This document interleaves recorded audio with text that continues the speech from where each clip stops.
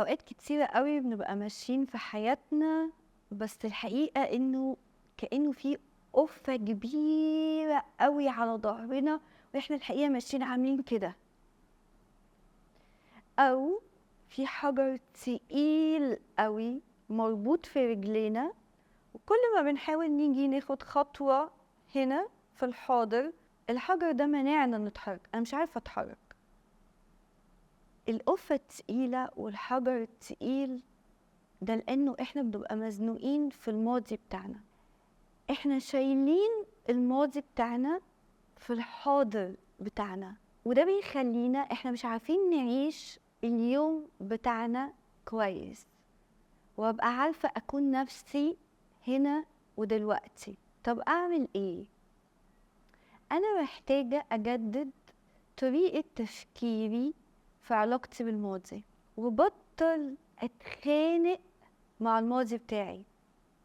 في مبدأ كده مهم قوي، حاجة اسمها بختار الحروب بتاعتي.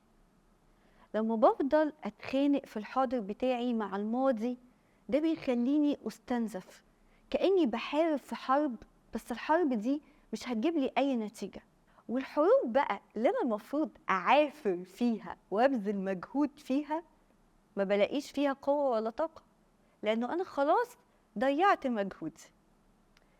أول حاجة محتاجة أقولها لنفسي إنه أنا مش في إيديا أغير اللي حصل في الماضي، اللي حصل حصل، أنا مش في إيدي أغيره دلوقتي. تاني حاجة محتاجة أقولها لنفسي إنه اللي حصل في الماضي، اللي حصل في الموقف بتاع امبارح، بتاع من شهر، بتاع من سنة، أنا عملت وتصرفت بالطريقة دي في الموقف ده نتيجة للمعلومات اللي عندي وللوعي اللي عندي، وعلى حسب شخصيتي في الوقت ده.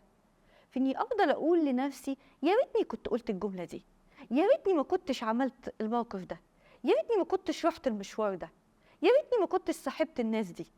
إني أفضل أقول يا ريتني يا ريتني يا ريتني، ده مش بيديني أي نتيجة هنا ودلوقتي، لأنه أنا اتصرفت، أنا قلت الكلام ده، أنا صاحبت الناس دي، أنا اتعاملت في الموقف ده نتيجة للوعي وللمعلومات اللي كانت عندي. دلوقتي بقى عندي معلومات أكتر، فبقى عندي طريقة تفكير مختلفة، لكن وقتها كانت هي دي المعلومات اللي عندي.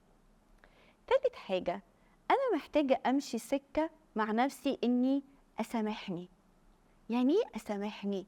يعني أقول لنفسي امشي خطوة خطوة، حتى لو السكة دي طويلة شوية، بس الجمل اللي مليانة كراهية ومليانة لوم ومليانة أحكام على نفسي، وإن طول الوقت أنا بجلد في ذاتي، وإحنا الستات شطار قوي إن نفضل نجلد في ذاتنا ونفضل نقول يا ريتني يا ريتني يا ريتني. المشاعر دي مش بتوصل لي أي حاجة، ومش بتخليني أعرف أبني النهاردة، أبنيني النهاردة، أنا في إيدي النهاردة، أنا مسؤولة عن النهاردة. رابع حاجة أنا محتاجة أقول لنفسي إنه أي إيذاءات حصلت ليا من ناس حواليا وأنا صغيرة ما كانتش مسؤوليتي. أنا وقتها كنت صغيرة، ما كنتش أقدر أدافع عن نفسي، لكن أنا دلوقتي كبيرة، أنا دلوقتي لو اتعرضت للأذية دي أنا أقدر أقف لنفسي وأحميني كويس أوي. خامس حاجة محتاجة أقولها لنفسي هو إنه يبقى عندي تراحم مع نفسي. يعني إيه تراحم؟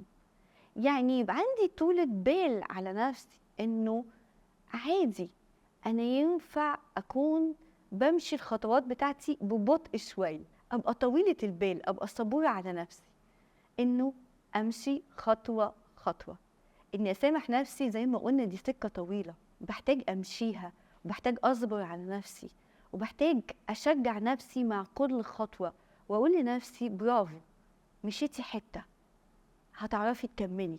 آخر حاجة محتاجة أقولها إنه القرارات والأفعال اللي أنا بعملها دي ينفع أغيرها، ينفع أصححها، ينفع أشوف أنا اتعلمت إيه.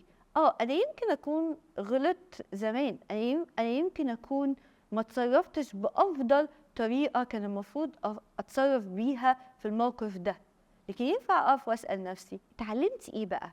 إيه اللي استفدتيه؟ وأقول لنفسي إنه انا ينفع اصحح، انا ينفع اتغير، وتفضل ليا نفسي اللي انا بحبها. انا ينفع اغير الافعال بتاعتي، وتفضل ليا نفسي اللي انا بحبها، تفضل ليا نفسي اللي انا مسامحاها، تفضل ليا نفسي اللي انا مش ربطاها باللي حصل في الماضي، تفضل ليا نفسي اللي انا شاعره معاها هنا ودلوقتي بالسلام، واللي انا مقرره انه اعيش النهارده بتاعي، ابني النهارده بتاعي، اركز على يومي النهارده، وبطل تفكير في الماضي واللي حصل.